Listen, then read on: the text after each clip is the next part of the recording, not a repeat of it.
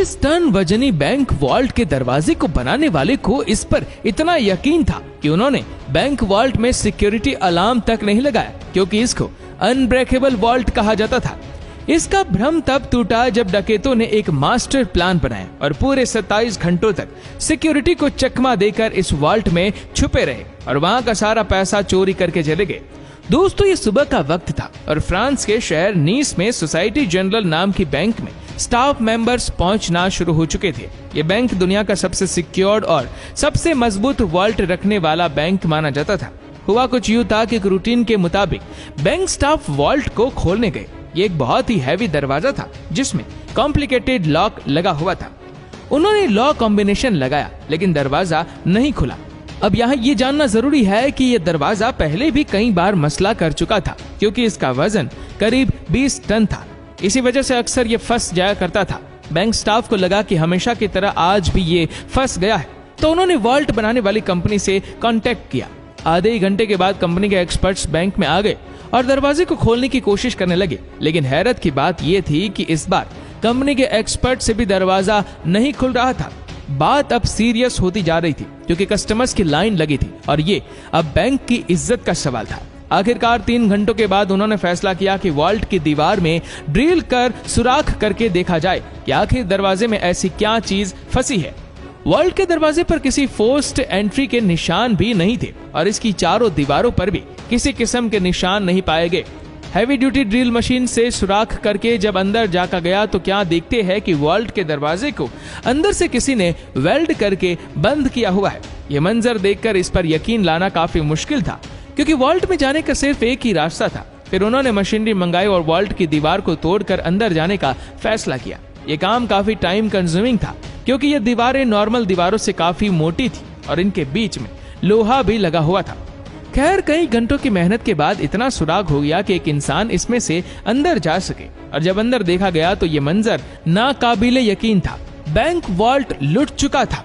कुछ लॉकर टूटे तो कुछ खुले पड़े थे, और सबसे इंटरेस्टिंग बात, वॉल्ट की दीवार पर स्प्रे पेंट से कुछ लिखा हुआ था, जिसकी इंग्लिश ट्रांसलेशन है without arms, without hat and without violence. अभी बैंक स्टाफ होश में आता कि उन्होंने वॉल्ट की जमीन में एक टनल बना देखा। अब आगे का काम पुलिस का था, जो कि उस वक्त पहुंच चुकी थी। डकैत वॉल्ट में मौजूद पैसे और गोल्ड ब्लॉक समेत 4000 में से 400 सेफ बॉक्स तोड़कर उसके अंदर से कीमती चीजें लेकर फरार हो चुके थे। जो टनल उन्होंने खोदा था वो शहर के सबसे बड़े अंडरग्राउंड सीवरेज लाइन में निकल रहा था। वहां पुलिस को काफी सबूत मिले, जिसमें टूल्स और 27 गैस सिलेंडर भी थे, जिसकी मदद से डकैतों ने वेल्डिंग टॉर्च चलाई थी। न सिर्फ इतना, बल्कि सीवरेज लाइन में ताजा हवा के लिए वेंटिलेशन इक्विपमेंट और करीब 1 किलोमीटर लंबी इलेक्ट्रिकल केबल भी पाई गई। ये लूट $20 मिलियन से भी ज्यादा की थी, जिसकी कीमत आज 900 करोड़ रुपयों के बराबर बनती है। खैर, ये बात अब पूरी दुनिया में फैल चुकी थी। बैंक की रेपुटेशन को तो अच्छा खासा नुकसान हुआ ही था, लेकिन ये फ्रेंच पुलिस के लिए भी बहुत अफसोस का मुकाम था। अगले कई महीनों तक पुलिस ने एडी चोटी के जोर लगाए, आसपास के लोगों को पकड़ा, बैंक स्टाफ को इंटरोगेट किया, लेकिन कहीं से भी डकैतों का कोई सुराग ना मिल सका। फिर 3 महीनों के बाद अक्टूबर 1976 में पुलिस को एक बहुत बड़ी लीड मिली। डकैतों के ग्रुप का एक मेंबर अपनी गर्लफ्रेंड के टिप पर पकड़ा जा चुका था और उसने पूरी गैंग का नाम ले लिया। पुलिस के लिए हैरानी की बात यह थी कि यह गैंग छोटी मोटी चिंदी चोरियों के लिए फेमस हुआ करता था। इन प्लान का मास्टरमाइंड असल में कोई और ही था। इंट्रोगेशन के दौरान गैंग मेंबर्स ने पुलिस को एक शख्स का नाम दिया, जो कि उनके मुताबिक चोरी का मास्टरमाइंड था। ये अल्बर्ट स्पाइजियारी नामी शख्स असल में एक फोटोग्राफर था। जब पुलिस ने इसको अरेस्ट किया तो ये कहीं से भी क्रिमिनल नहीं लग रहा था। सिंपल ड्रेसिंग, सिंपल लाइफस्टाइल और शहर के आउटस्कर्ट में एक नॉर्मल से घर में रहता था। इसके आस पड़ोस से पता किया गया तो सब ने यही कहा कि अल्बर्ट सीधा साधा फोटोग्राफर है जो हमेशा अपने काम से काम रखता है। लेकिन अल्बर्ट ने फौरन पुलिस के सामने कह दिया कि बैंक का हाइस्ट का मास्टरमाइंड वही है। पुलिस के लिए यह केस अब तकरीबन क्लोज हो चुका था, लेकिन ये तो सिर्फ एक शुरुआत थी। अल्बर्ट के मुताबिक उसने पहले इसी बैंक में लॉकर लिया था और बहाने से वो वॉल्ट में जाकर सारी चीजों की फोटोज कैप्चर करता था। उसने पहले अपने ही लॉकर में एक अलार्म क्लॉक रखा, जिसका अलार्म रात के वक्त का सेट किया। जब अलार्म बजने से भी कोई अलर्ट नहीं हुआ और ना ही कोई सिक्योरिटी अलार्म बजा तो उसको कंफर्म हो गया कि वॉल्ट में कोई सिक्योरिटी सिस्टम नहीं है। फिर वह इंजीनियर के बेस में सिटी गवर्नमेंट के ऑफिस गया और शहर का नक्शा निकलवाया। इस मैप पे सीवरेज लाइन कहा और बैंक से कितना दूर है इसका अंदाजा लगाया। फिर उसने कैलकुलेशन की तो करीबी लाइन से 26 फीट का टनल खोदने पर वो सीधा बैंक वॉल्ट में निकल सकता है। इस काम के लिए बहुत मेहनत की जरूरत थी, लिहाजा अल्बर्ट ने शहर के एक गैंगस्टर से कांटेक्ट किया और उसको सारा प्लान बताया। उस गैंगस्टर ने अपने आदमियों को इस काम पर लगा दिया।